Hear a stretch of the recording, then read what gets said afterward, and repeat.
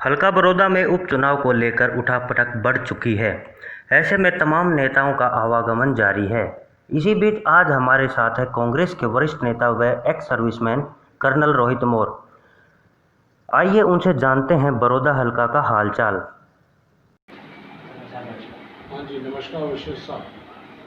तो सबसे पहले मैं जानना चाहूँगा कि आपका राजनीतिक कैरियर है वो कैसे शुरुआत हुई आपकी? आप राजनीति में आए हैं, आप एक्स आर्मी सर्विसमैन रहे हैं, क्योंकि देखो जो बंदा देश की सेवा करता है अब वो सोच रहा है कि हम यहाँ रहकर भी हम अपने जनता की सेवा करें। तो इसके बारे में आप एक बार अपना परिचय दीजिए, कैसे आप इस राजनीति में आए? देखिए, मैं हरियाणा कांग्रेस का एक्स सर्विसमैन डिपार्टमेंट का चेयरमैन हूँ पिछले 6 साल से, और मैं डीआरडीओ में और सेना के अलग अलग पदों के ऊपर, बड़े पदों के ऊपर रहा हूँ। और उस समय चौधरी भूपेंद्र सिंह हुड्डा साहब की सरकार थी। हरियाणा में वो बहुत अच्छा काम कर रहे थे और उनकी विकास और डेवलपमेंट और टेक्नोलॉजी को साथ में लेकर काम करने की जो उनका एक तरीका था, उससे मैं बहुत इम्प्रेस हुआ, बहुत मुतासिर था। तो उसको देखते हुए मुझे भी ऐसा लगा कि मुझे भी अपनी राजनीतिक के अंदर अपनी एक शुरुआत करनी चाहिए, ताकि मैं उनके हाथ मजबूत करूं और टेक्नोलॉजी के ज़रिए इस बड़ौदा हल्के को और हरियाणा में बहुत कुछ हम कर सकते हैं, तो उसमें अपना योगदान दूं। और भाई दीपेंद्र वो खुद भी इंजीनियर हैं, मैं भी एक इंजीनियर हूं, तो मैंने ये सोचा कि अच्छे लोग सामने आए और बढ़िया काम करें। हमारे हरियाणा को पूरे ग्लोबल लेवल पर एक टेक्नोलॉजी की एक जगह, जैसे कैलिफोर्निया अमेरिका में सिलिकॉन वैली के नाम से जानी जाती है, इस तरह से हम सब मिलजुल कर इस हरियाणा प्रदेश को ऐसा टेक्नोलॉजिकल जाइंट बना दें पूरे विश्व में, जिसकी हर जगह चर्चा है। तो मैं जानना चाहूँगा सर कि जो हमारी चुनाव को लेकर राजनीति है, वो आपने क्या रणनीति अपनाई है, इसके बारे में सर? पिछले 6 साल से हमने वन रैंक वन पेंशन के लिए पूरे देश भर में 72 सेंटरों के ऊपर लड़ाई लड़ी है, और जंतर मंतर से हमने ये वन रैंक वन पेंशन की मुहिम चलाई, और पूरे देश भर के जो सैनिक हैं, पूर्व सैनिक हैं, उसको इसका फ़ायदा मिलेगा। अभी वो पूरी तरह से 100% लागू नहीं हुई, लेकिन ऐसा उसका कुछ भाग लागू हो चुका है।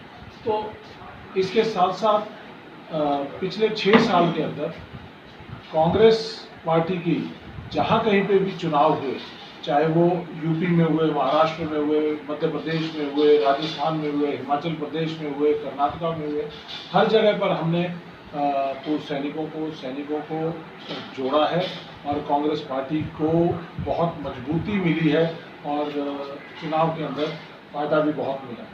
तो 100 से ज़्यादा हमने प्रेस कॉन्फ्रेंसेस पूरे देश भर में की हैं।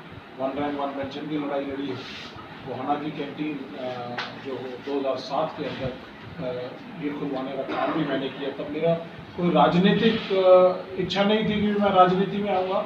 ये संयोग ऐसे बने कि 2013 में मैंने अपनी मौजूदा जॉब को छोड़कर राजनीति के अंदर प्रवेश किया, लेकिन उस समय नहीं था।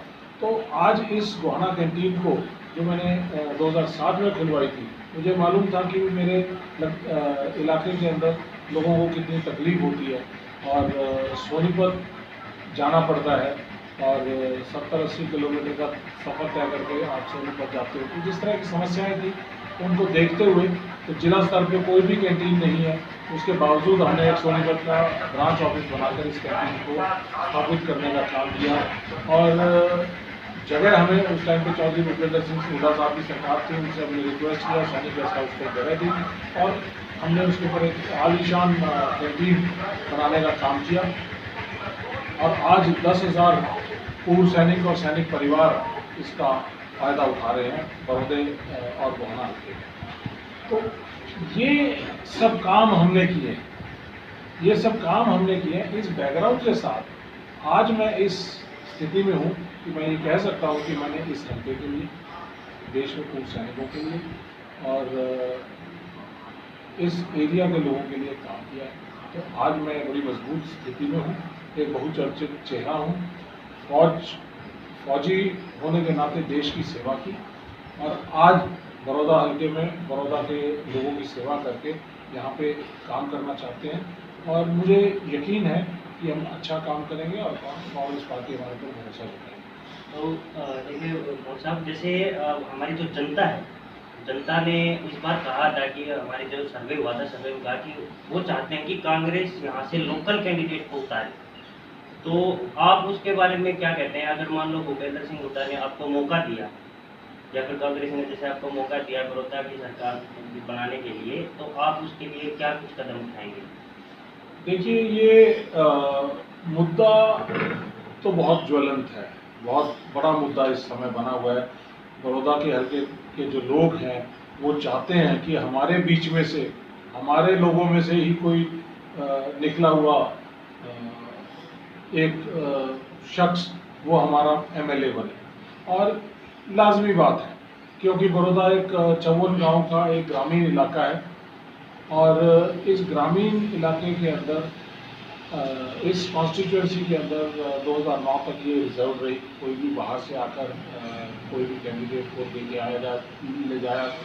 लाया जाता था और वो जीत भी जाते थे। और इसी तरह से फिर 2009 में दिवंगत श्री कृष्ण हुड्डा जी को भी एडजस्ट किया गया।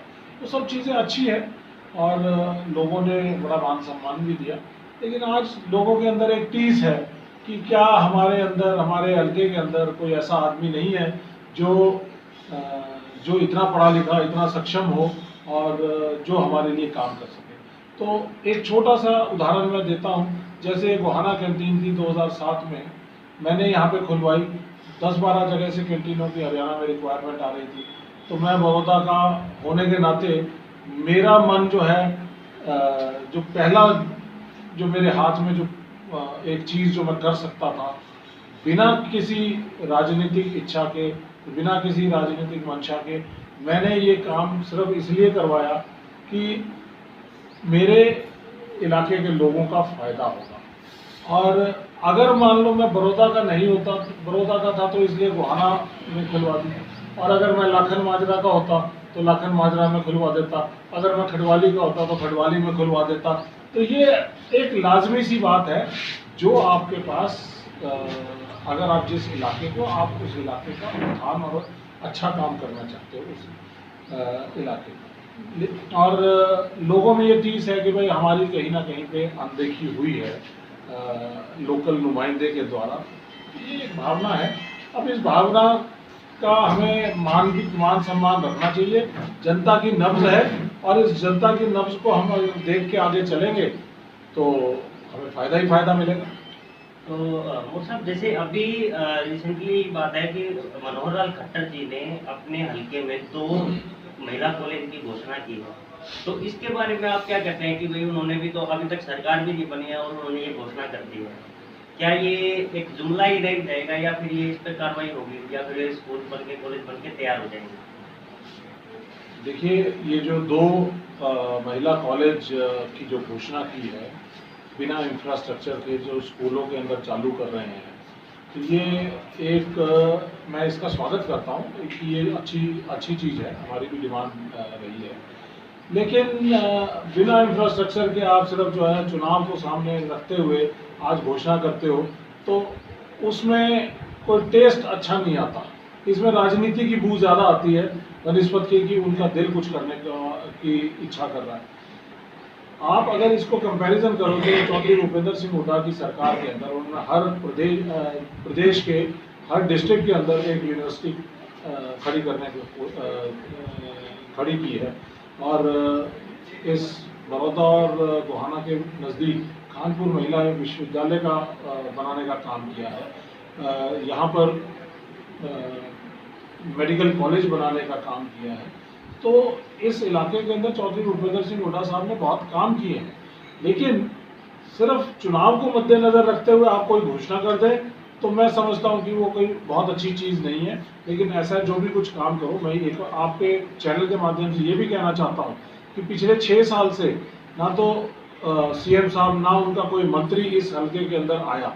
अब ये अचानक 1.5 महीने से, क्योंकि ये उपचुनाव है, इस उपचुनाव के लिए सरकार सारी की सारी यहाँ पे बिठा दी है।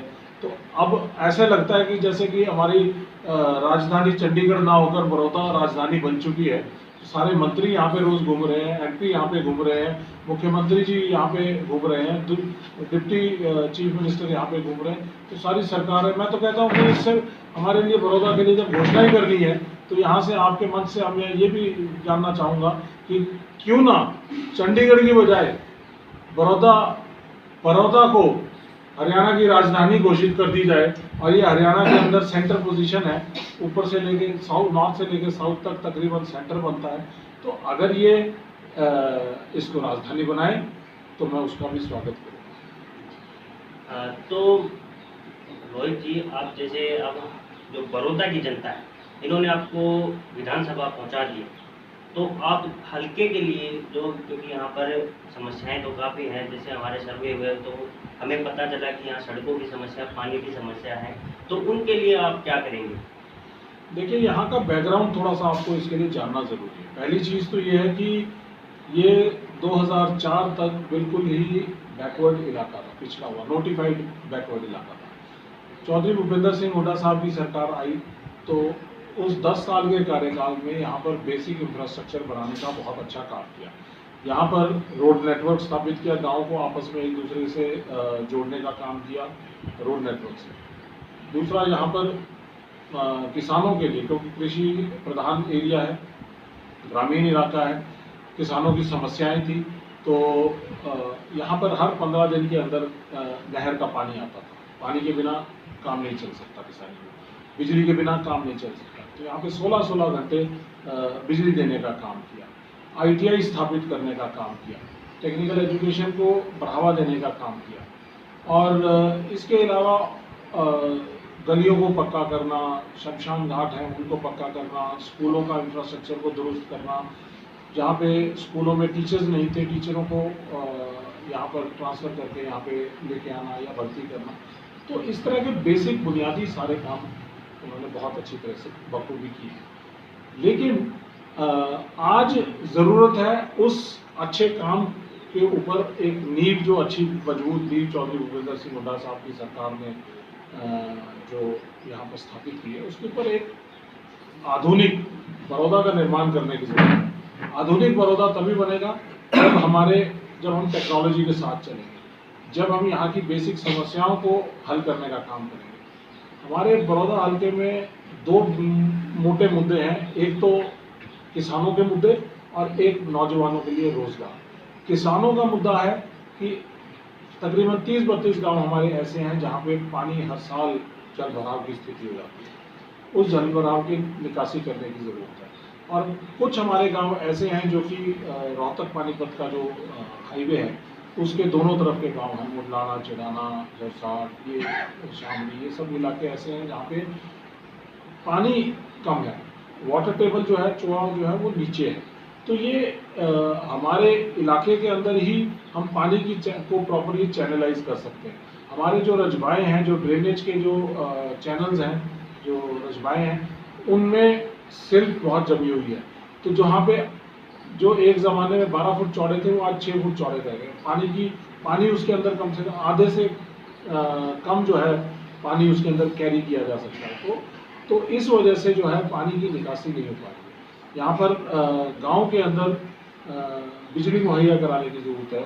16 घंटे ये किसान को अपने काम करने चाहिए।